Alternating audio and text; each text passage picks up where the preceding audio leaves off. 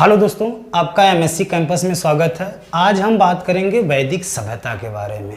आपने हमारा जो है प्लेलिस्ट बना हुआ है, एक एक वीडियो आप देखकर आज हमारा 5वां वीडियो है। आज जो वैदिक सभ्यता है, इसके पहले हमने हड़प्पा सभ्यता पर जो है अध्ययन किया और एक बात वहाँ पे हमने थोड़ा सा भूलने का प्रयास किया कि जो हड़प्पा सभ्यता के लोग थे वो सभ्यता ख़त्म कैसे हुई, उनका पतन कैसे हुआ। तो सब लोग मानते हैं कि उस समय जो है सर्वमान, देखो इतिहासकार थे, इतिहासकार क्या करते हैं कि कई ठेक एंगल देते हैं। कोई कहा कि नहीं वहाँ पे कोई विदेशी आक्रमण आ गया, तो कोई कहा कि भूकंप आ गया सब लोग मर गए, तो कोई कहा कि बाढ़ आ गया। तो सर्वमान भी माना जाता है कि क्या आया था, बाढ़ आया था, वो 7 सेमी का बाढ़ आ गया, इसके वजह से वो पूरी की पूरी सभ्यता का हो गई, समाप्त हो गई। आज हम बात करेंगे वैदिक सभ्यता में, क्योंकि देखिए वैदिक सभ्यता में आपको वेदों का अध्ययन किया जाता है, पुराणों का अध्ययन किया जाता है, उपनिषद का अध्ययन किया जाता है, ठीक है। तो कैसे एक सभ्यता कैसे खत्म हो गई, क्या जिज्ञासा नहीं हुआ कि कैसे बाढ़ आने से पूरी पूरी सभ्यता खत्म हो गई।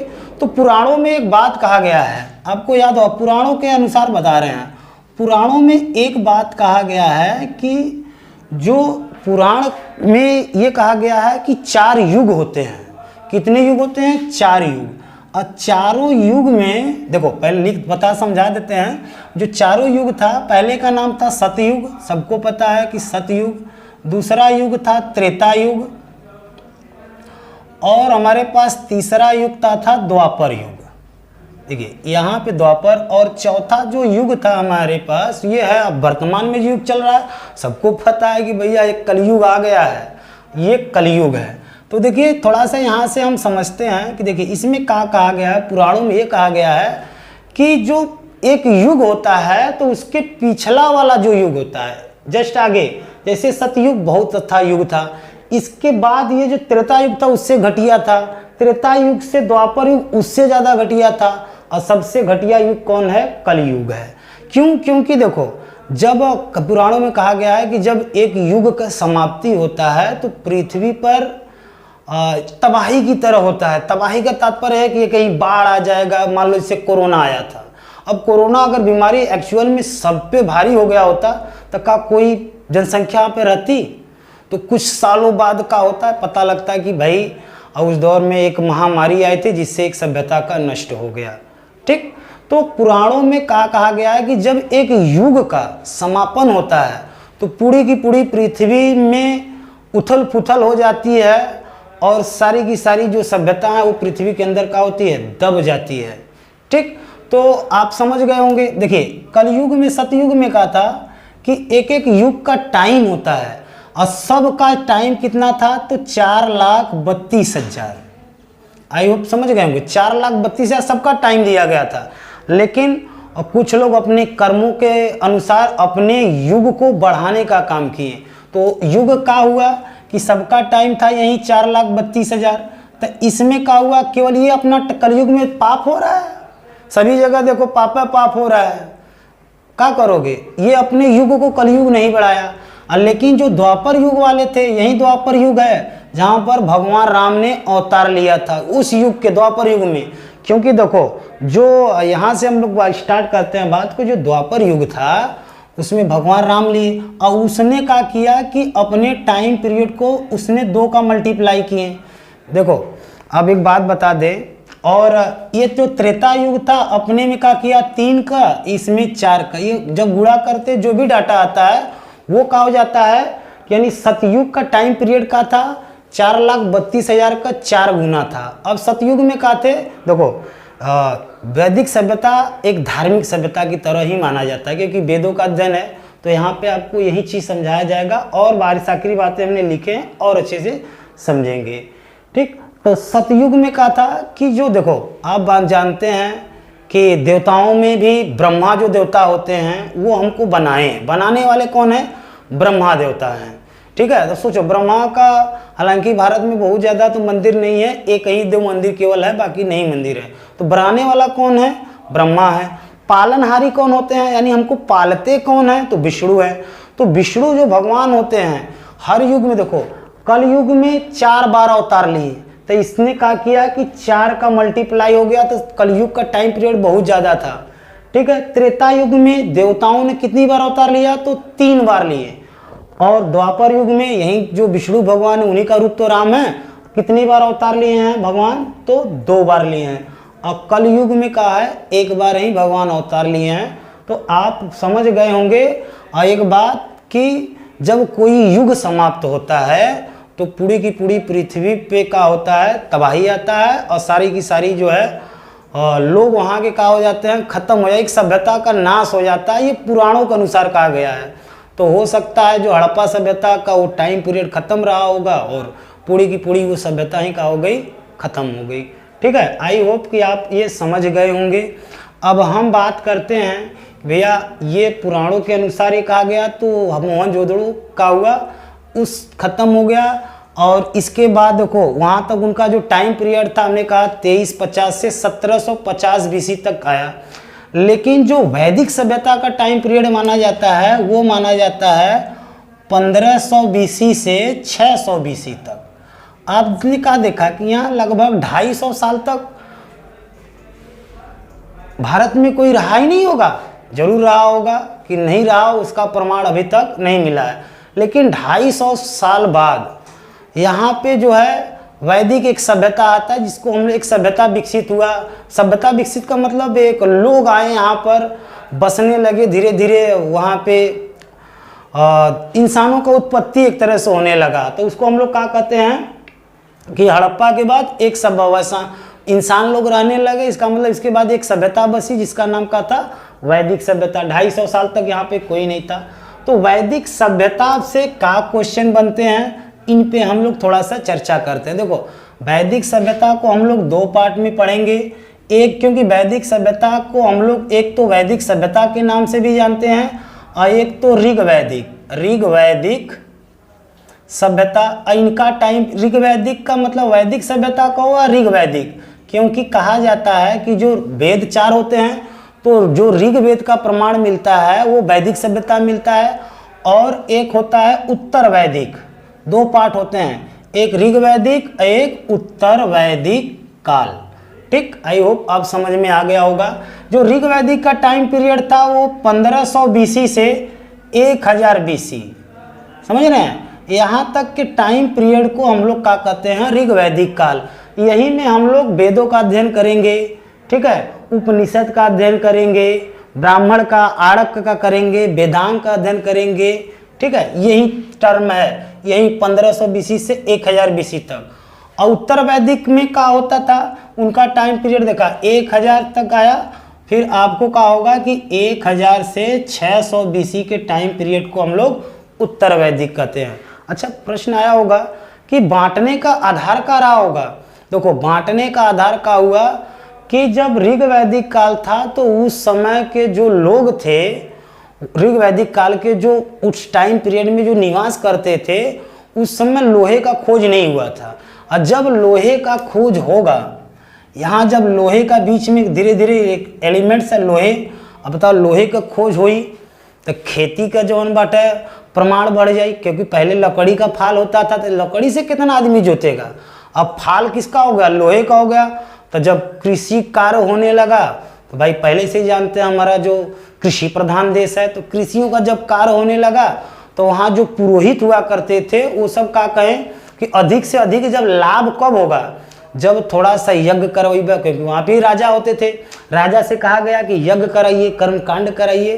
तो यज्ञ कराते कराते क्या होता है, कर्मकांड का इतना ज़्यादा अंधविश्वास हो जाता है कि जो पहले क्या होती थी, जो जातियाँ कर्म पे आधारित थी, काम पर आधारित थी, वो डायरेक्ट ही क्या हो गया, जन्म पे आधारित हो गई। आज भी देखते हैं अब काम पे आधारित कहाँ जातियाँ हैं, आप तो जहाँ जन्म ले लिए वहीं से जिस जाति में जन्म लिए वही जाति को हो गए। तो ये लोहे का खोज के कारण इसको वैदिक सभ्यता को 2 पार्ट में पढ़ते हैं हम लोग, ऋग्वैदिक और उत्तर वैदिक के नाम से जानते हैं। बांटने का कारण क्या है, तो लोहा। आई होप आप समझ गए होंगे। ठीक है, तो आओ चलते हैं कि वैदिक सभ्यता से क्या क्या प्रश्न आपसे पूछते हैं। इस पर कम से कम 2 वीडियो आएगा, एक पहला है, दूसरा एक और वीडियो आएगा। तो आपको ऋग्वैदिक और उत्तर वैदिक बात समझ में अच्छे से आ जाएंगे और यहाँ से जो भी प्रश्न बनेगा आप बहुत अच्छे से उसको जो है क्लियर कर लेंगे।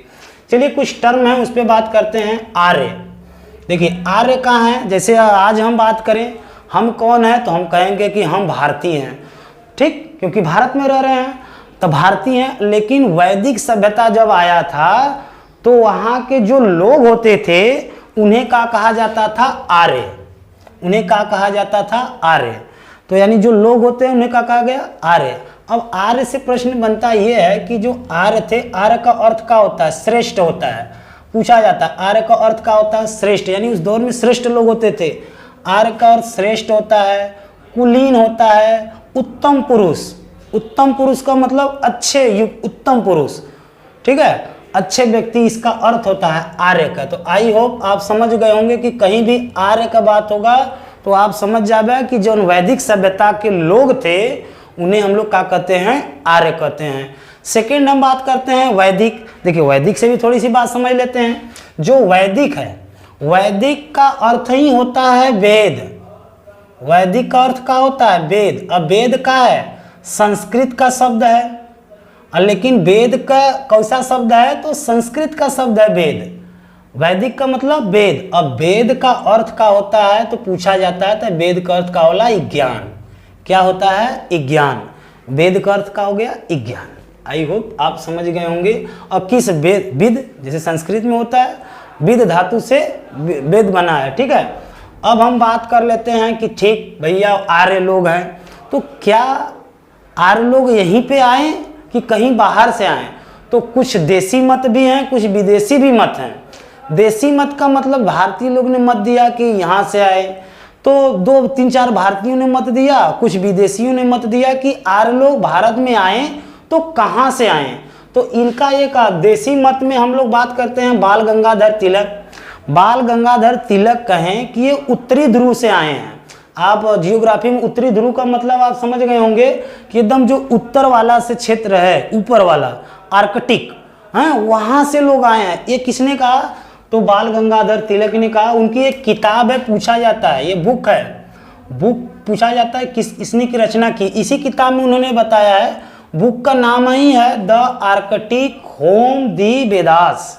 वेदास से आप समझ गए कि वेदों का बात करता है, तो ये किसकी रचना है, बाल गंगाधर तिलक। वही किताब में बताए हैं कि जो आर्य थे वो कहाँ से आए हैं, तो उत्तरी ध्रुव से आए हैं। दूसरे एक वैज्ञानिक थे दयानंद सर, वैज्ञानिक हम नहीं कहते, ये सब समाज सुधारक थे, देश के समाज सुधारक थे, और ये देश के हित में काम किए, आज़ादी के लिए भी काम किए थे बाल गंगाधर तिलक।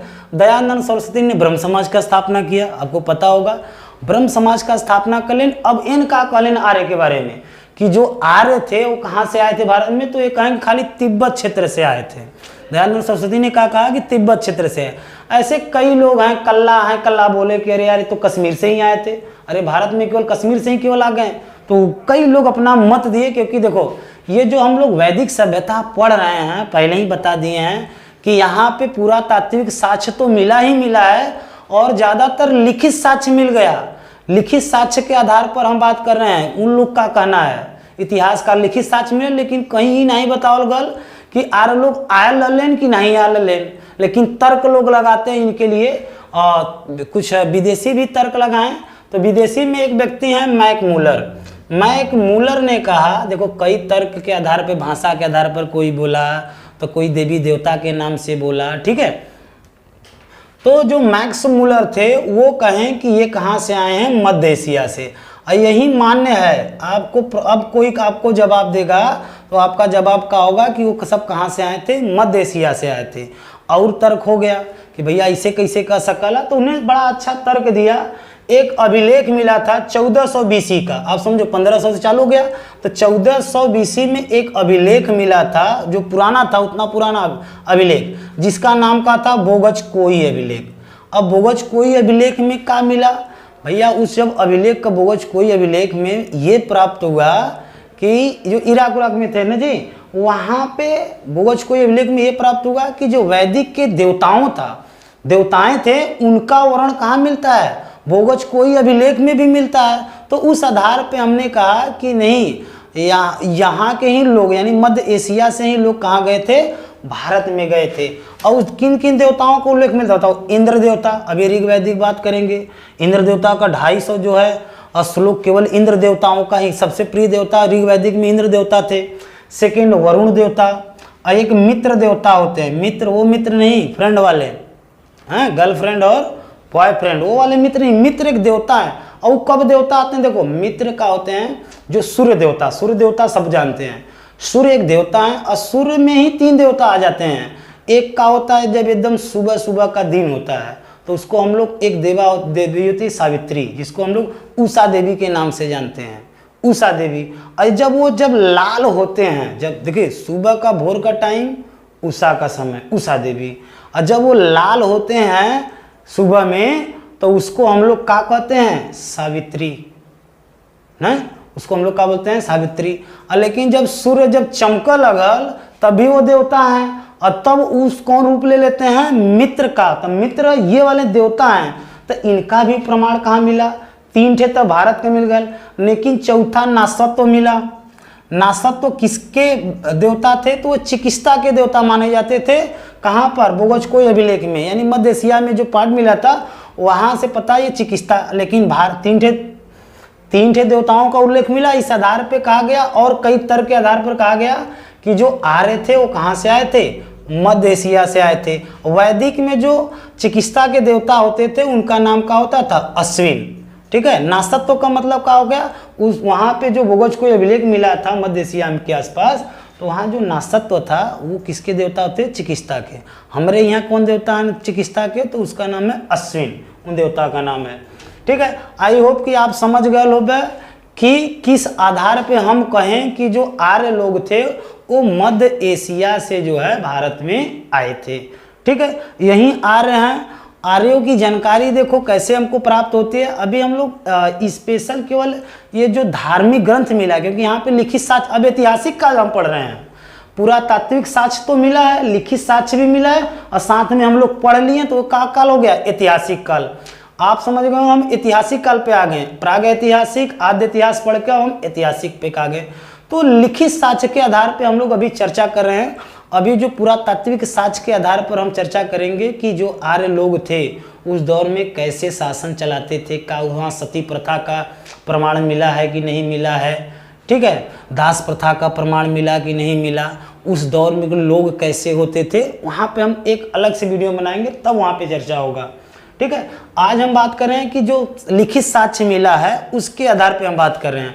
देखिए वैदिक साहित्य का हम बात करते हैं, जो वैदिक साहित्य। अच्छा, अब आपसे कोई ये पूछे भैया वेदों का रचना किसने किया, तो जवाब आपका होगा ये खुद ही भगवान द्वारा किया गया, अपरोसी है, यानी इसकी उत्पत्ति खुद देवताओं ने की है। ये कोई मानव नहीं लिखा है, वेदों को मानव। कभी काल प्रश्न बनता है, अरे वेदों का तो वेद व्यास ने लिखा, नहीं, वेद व्यास साहब का किए हैं। यहाँ पर हम बात करेंगे, वो महर्षि कृष्ण द्वैपायन वो बात बोले हैं, वो वेदों को संकलन करने, एक जगह का गोलियाने का काम किए हैं, उन्होंने रचना नहीं अपने आप को मानते हैं। तो वैदिक साहित्य का मतलब अपरोसी है या नित्य है। अपरोसी का मतलब इसकी रचना पुरुषों ने नहीं किया है, इसकी रचना खुद ही देवताओं ने की है, ऐसा माना जाता है। ठीक है, अपरोसी वैदिक साहित्य में हमको क्या पढ़ना पड़ता है, जो 2 तरह के हैं। अभी हमने बताया कि जो वैदिक सभ्यता 2 पार्ट में बढ़ गया, लोहे का खोज हो गया इसके कारण। तो जो ऋग वैदिक साहित्य में हमको क्या पढ़ना पड़ता है, संहिता, जिसको वेद कहते हैं। तो 4 वेद होते हैं, ऋग्वेद, यजुर्वेद, सामवेद, अथर्ववेद। तो टोटल का जानकारी हम लोग ऋग वैदिक काल में ही पढ़ेंगे कि किसको क्या कहते हैं। ठीक है, और ऋग वैदिक काल में हम बात करेंगे ब्राह्मण जाति के भी बात नहीं करेंगे। देखो अब वहीं तक जो है, जो हड़प्पा काल था वहाँ पे कोई जाति नहीं थी, वहाँ 4 वर्गों में बांटा गया था। विद्वान का वर्ग अलग था, व्यापारी का अलग था कि व्यापारी वर्ग। देखते हैं हड़प्पा मोहनजोदड़ो में कि हड़प्पा और मोहनजोदड़ो में जब लड़ाई होती तो वहाँ प्रधानता व्यापारियों का होता था, जो बड़े बड़े व्यापारी होते थे। तो विद्वान, व्यापारी, श्रमिक और एक थे 4 पार्टों में, यानी एक सैनिक थे, 4 पार्टों में केवल ही बटे हुए थे। लेकिन जब ऋग वैदिक काल का आई तब वो जो बांटे तो वहाँ जाति का उल्लेख न मिली। जब उत्तर वैदिक काल आई वही यहाँ से ब्राह्मण, पहले जाति नहीं, एक ग्रंथ होता था।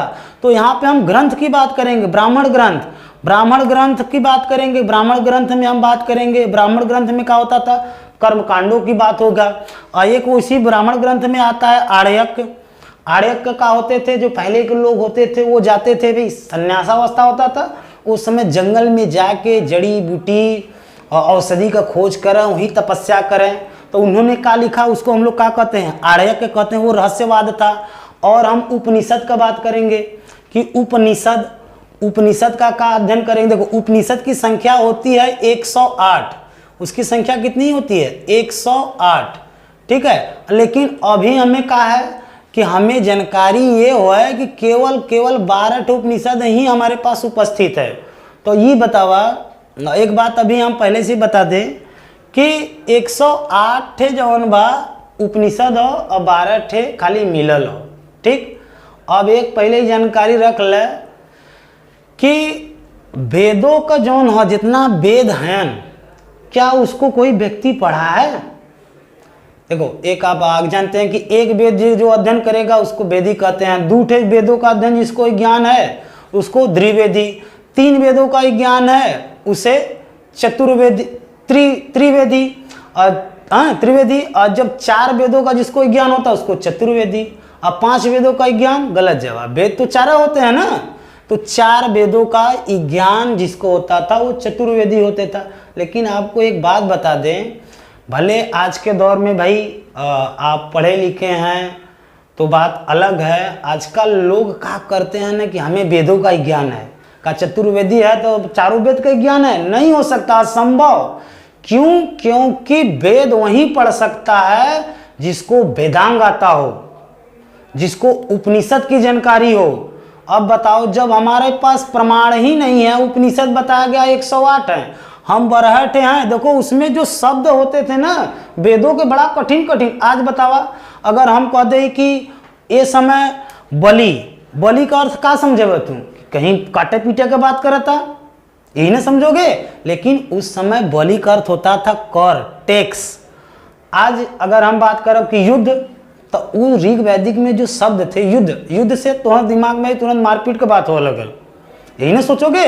लेकिन उस समय जो शब्द थे युद्ध, उसका मतलब क्या होता था, गाय। आज सोचा, यही गाय की प्रधानता ऋग वैदिक काल में है। पैसा उस समय नहीं चल रहा था, केवल गाय का लेन देन जेकरे लगी, जितने गाय बा उस समय लो दौर में उतने अमीर था ऋग वैदिक काल में। तो ऐसा शब्द है। अब बतावा, उपनिषद का संख्या खाली मिलल बा 12 हो, 108। आप देखते हैं एक जिससे नहीं होता, कहीं देखे आजकल तो यही दौर ही चल रहा है बाबाओं का हमारे यहाँ, श्री 108 श्री, समझ गए 108 कहीं लगाओ लेन, यानी 108 इसलिए लगाते हैं क्योंकि उपनिषद की संख्या क्या है 108 है, ठीक है। 12 मिलल बा। तो कोई अभी तक ऐसा, हाँ एक व्यक्ति हैं लेकिन पूरे वेदों का उनको एक ज्ञान नहीं था, एक व्यक्ति आदि शंकराचार्य, उनको थोड़ा सा वेद का जानकारी था, और ऐसा व्यक्ति कोई नहीं है जिसको वेद का जानकारी हो। लेकिन भाई भौकाल मारा के हमारा ना, हमें वेद पुराण सबका जानकारी हो, कहाँ 2-4 बात जाने से वेद पुराण की जानकारी तो आप नहीं ना कर सकते हैं, ठीक। तो उपनिषद की संख्या 108 है, वर्तमान में 12 हो। हमने बता दिया कि इसके कारण वेदों का अध्ययन करना थोड़ा कठिन है। लेकिन बाद में जब उत्तर वैदिक काल आया तो वेदों को और आसान बनाने के लिए वेदांगों की रचना की गई, ठीक है। तो वेदांगों की रचना की गई, तो वहाँ तो हम लोग जब उत्तर वैदिक काल आएगा तब हम वहाँ पे बात करेंगे कि जो वेदांग 6 हैं उनका फुल डिटेल बात करेंगे। यही वेदांग है जहाँ पर हम बात करेंगे 16 संस्कार के बारे में, कि 16 संस्कार होते हैं। मानो कि जो है जन्म से मरण तक जो शुद्धिकरण, विवाह भी एक का है 16 संस्कार के अंतर्गत। तेरही बरही कब होता है, तो यानी कितने संस्कार होते हैं, तो 16 संस्कारों का अध्ययन वेदांगों में करेंगे। कल्प सूत्र में, गृह सूत्र में हम क्या करेंगे, 8 प्रकार का जो उस दौर में विवाह था, प्रचलित था, उस पर हम लोग बात कर लेंगे। और उपवेद, जब वेद 4 है तो उपवेद का संख्या कितना हुई 4, इसका फुल अध्ययन करेंगे, ठीक है। और हम आगे चलते हैं, वैदिक साहित्य की बात करते हैं। इसको हम लोग वैदिक साहित्य का मतलब कि वैदिक काल में जो भी साहित्य के तौर पे प्रमाण मिलल हो ओके हम का कहो वैदिक साहित्य। और वैदिक साहित्य में ओके हम लोग का कहिला श्रुति साहित्य, ये केवल ये कोई लिखा नहीं है कि देवताओं की बात को सुनकर लिखा गया है। इसके लेखिका का नाम होता है श्रुति साहित्य अपरोसी।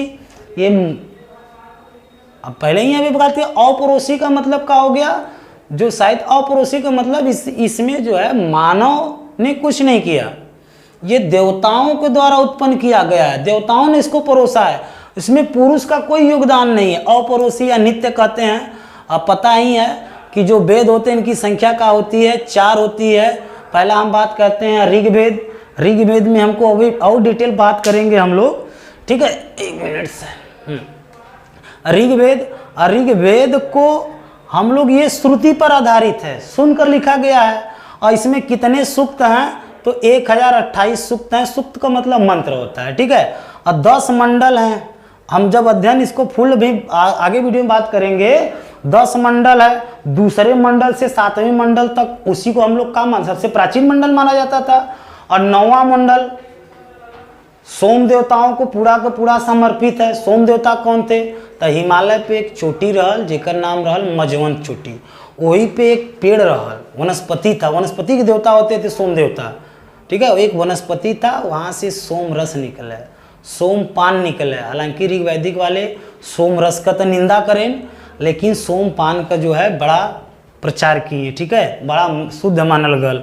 तो 9वां मंडल, एक एक मंडल को भी हम लोग समझाएंगे। तो काली नॉर्मल सा क्वेश्चन ये बने कि ऋग्वेद में कितने मंडल हैं, तो 10 मंडल होते हैं।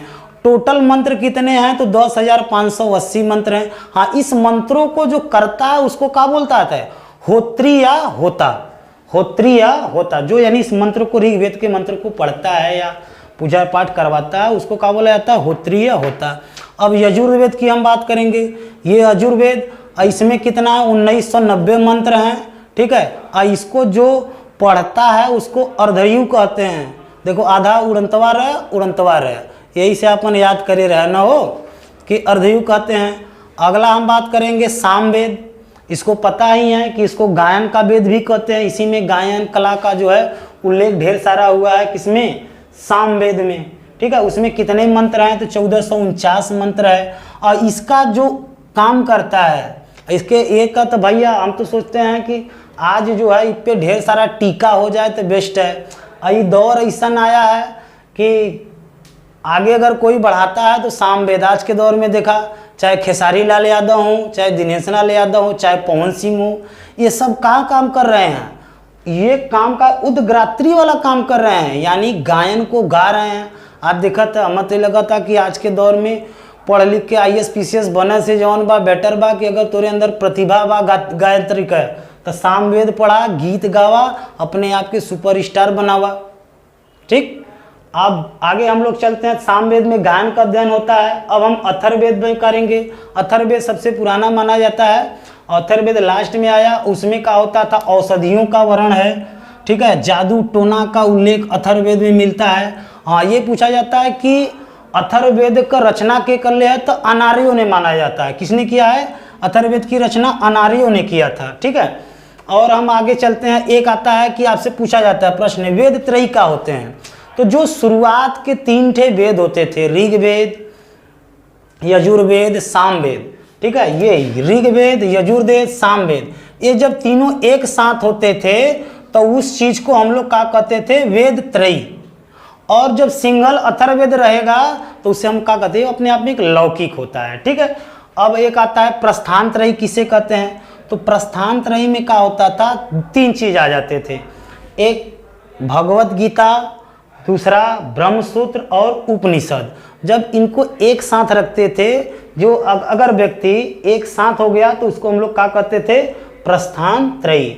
अब एक लास्ट बात कर लेते हैं हम लोग वेदों के बारे में, कि वेदों का देखो रचना तो ये अपरोसी है, कोई रचना नहीं किया, लेकिन संकलनकर्ता का मतलब है एक जगह गोलियावा का काम महर्षि कृष्णद्वैपायन अर्थात वेद व्यास ने उसको संकलनकर्ता का काम किए हैं। एक जगह गोलियावा का काम के करे महर्षि कृष्णद्वैपायन यानी वेद व्यास, ठीक है। ये हमारा था वैदिक सभ्यता पर पहला वीडियो। और ये कहीं वीडियो में तो पूरा होगा नहीं, और कम से कम हमको एक और वीडियो बनाना पड़ेगा ताकि वैदिक सभ्यता को और अच्छी से समझे। यहाँ से जो भी परीक्षा में प्रश्न बनता है उस पर काम करें। हाँ, यदि आपको जो है ये वीडियो अच्छा लगा हो, वैदिक सभ्यता की एक समझ पैदा हो, तो अपने मित्रों के पास शेयर करिए, वीडियो को लाइक करिए। हाँ, कमेंट में अपनी प्रतिक्रिया आपने नहीं किया, करते रहिए भाई, कमेंट करेंगे तभी तो एक अलग से जो है एनर्जी हमें अंदर आएगी, ताकि हम और अच्छे से आप पे वीडियो प्रोवाइड करें और आपको ज़्यादा से ज़्यादा उस पर लाभ हो। धन्यवाद वीडियो देखने के लिए।